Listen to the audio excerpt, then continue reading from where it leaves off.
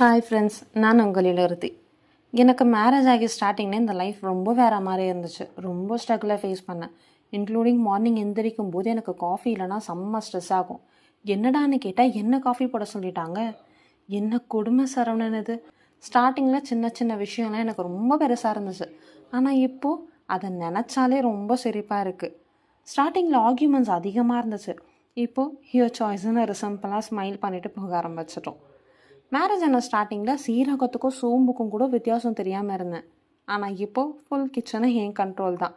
Life என்னை எந்த அளவுக்கு மாற்றிடுச்சு பார்த்தீங்களா. மேரேஜ் ஆன உடனே ஜாபை டெர்மினேட் பண்ணிட்டேன். போதாத குறைக்கு கோவிட் வேறு, ஃபுல் லாக்டவுன். உன் மூஞ்ச நான் பார்க்க, என் மூஞ்ச நீ பார்க்கன்னு ஒரு வழியாக 2 இயர்ஸ் அது பின்னாடி ஓடிடுச்சு. அதுக்கப்புறம் எல்லாமே okay, back to form. Overall எல்லாமே என்னை எல்லாரும் புரிஞ்சுக்க ஆரம்பித்தாங்க. நான் எல்லாரையும் புரிஞ்சுக்க லைஃப் கொஞ்சம் நியூட்ரலாக போச்சு. அப்படியே ட்ராவலு, லக்கேஜ் யார் தூக்கிறதுன்ற ஒரு ப்ராப்ளம். இப்போ ட்ராவல் பண்ணால் ரொம்ப ஈஸியாக மேனேஜ் பண்ண ஆரம்பிச்சிட்டோம். சரி, ஓகே, எல்லாமே நியூட்ரலாக இருக்குது அப்படின்னு நினைக்கும்போது சடனாக அந்த ஹெல்த் இஷ்யூ, நீ யாருடா, எங்கே இருந்துடா வந்து அப்படிங்கிற மாதிரி ஆயிடுச்சு.